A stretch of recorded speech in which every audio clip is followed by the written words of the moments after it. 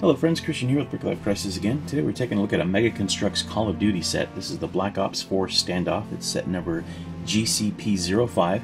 Consists of 105 pieces, including 4 micro action figures and lots of accessories.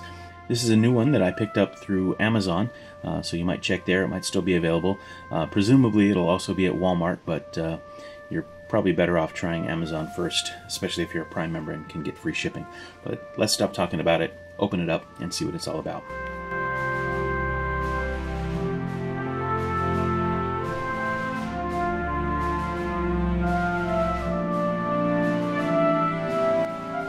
On the back of the box you can see the 4 characters along with all of the accessories that are included with the set, and then down in the cross cell you can see a couple of the other sets that are also currently available. Alright, here we have it. We have several accessories, including several pockets, grenades, flashbangs. There are a couple of flash elements there to attach to a weapon. We have a blade, tactical shotgun, a couple of submachine guns, grenade launcher, some backpacks, and then we have 4 figures, which we'll take a closer look at in just a minute. And they have some tactical vests and belts and that sort of thing. There's also a riot shield and a crate. Let's go ahead and take a look at these figures. Alright, here's our first figure, and correct me if I'm wrong, Call of Duty fans, but I believe this is Soap McTavish, named character in the show. It doesn't say so on the package, at least not as far as I could see, but that's who this looks like to me. It's a pretty good head sculpt, some pretty good detail there. It's a little tough to see in this lighting. Let me see if I can fix that. It's a little bit better look. Anyway, it's a pretty decent face, some nice hair application, so it looks like he's got a little bit of scruff around the mohawk, but his mohawk and beard are nice and solid. Got a nice looking uniform with a pauldron on one shoulder and a little bit of that bionic arm going on both sides, it looks like. And he's got these interesting straps. I'm not sure what those are for. Almost looks like backpack straps that have been let down or something, I don't know. But overall, a pretty good looking figure, I think. And here we have him equipped with a submachine gun and a backpack with a flashbang and a combat knife. Overall, I think it's a pretty well done figure. Next up we have this guy. I'm not sure what his character's name is, but I believe it is a named character. He's fairly well done, but his face looks a little bit funny because they've included the whites of his eyes, and they look, I don't know, just like the registration is off slightly. He almost looks a little bit cross-eyed. But it's a nice attempt. It's tough to get that kind of detail on such a small figure. The sculpt is very nice, and his outfit is pretty cool, although I'm not sure why he has that green coat bottom when his actual uniform is that dark gray. He's got an ammo belt around his leg, and overall this guy's fairly well done. Let's go ahead and equip him. Alright, here he is with his weapon and his armor, I guess you'd say, and he also has a pocket attached to his leg. Fairly well done figure. I like the hair on this one as well. Forgot to mention that before. Pretty cool.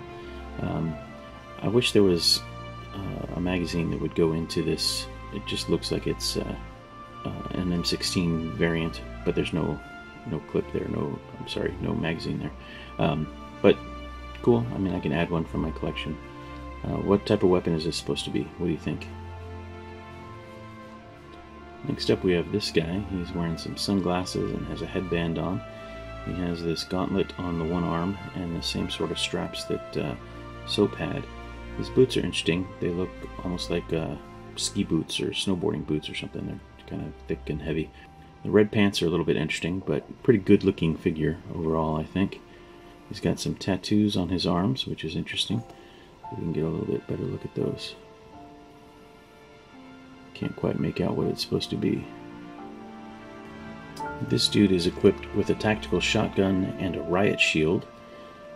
And the shield lines up fairly well to eye level. The shield is kind of cool, actually. Let's go ahead and take a little bit closer look at that accessory. So the shield is mostly one large piece, however this clear glass piece is an insert, and then there is a 2x2 tile that goes in the front just to smooth it out a bit. The handle is kind of interesting. It just grips into the hand, but then they have those little tongs there that clip onto the forearm to help keep it secure, which I think is a pretty cool design. And then as you turn it, it lines up pretty well at eye level, so they can be somewhat protected as they go out to face the enemy. So, kind of cool. Next up is this guy, and his outfit sort of reminds me of a jockey that rides a horse. Just the coloring with the red striping on the sleeves and the bottom of the torso on this guy, and then the boots and the color of the pants. I don't know, maybe it's just me. Not a bad figure, just looks a little bit different than I would have expected. He's got a do-rag on, pretty good sculpt overall, and when he has the backpack straps and other accessories on, it doesn't look quite as jarring as he does right here. He's got a nice face, and yeah, let's go ahead and equip him and see what he looks like. Alright, when he's got all his gear, he looks a bit less like a jockey. As you can see, he's got a grenade launcher, as well as some other accessories. We've got a backpack with flashbang, maybe some communications equipment, I'm not sure what that is down there. Another pocket on his side, and his mask.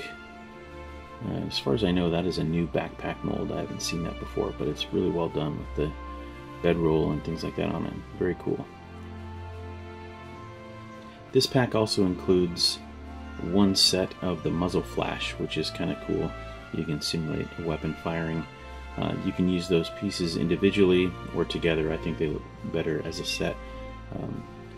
But overall, I think that's pretty well done. I just wish that there was at least one more set. And finally, we have this crate piece, two pieces with a lid and a box. Inside we have the Mega logo. It's made up of the mixed mold colors, so you have kind of this goldish brown and a darker brown blended together to make it look a little more realistic. It just snaps on. My set, for some reason, also included one extra knee pad. I don't know if that was an accidental inclusion or if that's considered a spare, but I just put it in the crate. So there we go. And in case you were wondering where this stuff was made, like all Mega Construx, Mega Block stuff, there's always a piece that has Made in China on it.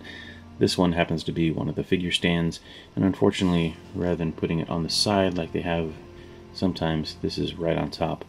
Of course, in the instructions, there's a cross-sell for some other sets. As you can see, we have the new series of collectible figures in various styles. And they are pretty good looking, I think. I have not seen these on shelves yet, but I will surely pick them up when I do. These weapons crates have been available for a little while now. There is another figure pack that includes snipers and other specialists, so be on the lookout for that. That's GCP 06. This set was GCP 05. So anyway, keep an eye out on those, and we'll be back soon with more Mega Construx stuff. Alright, so here we have it. All the figures along with their equipment and that crate. This set was picked up again on Amazon. I think it was $15. I would not be surprised if you see this selling for substantially more on Amazon through third-party resellers, as well as eBay and stuff like that, because for some reason the Mega Construx, Mega Block stuff is just harder to find these days, and therefore fetches a premium. Anyway, I like the set. I hope you do too. If you have any questions or comments, feel free to leave those below. Thanks for watching, and until next time, take care. Bye for now.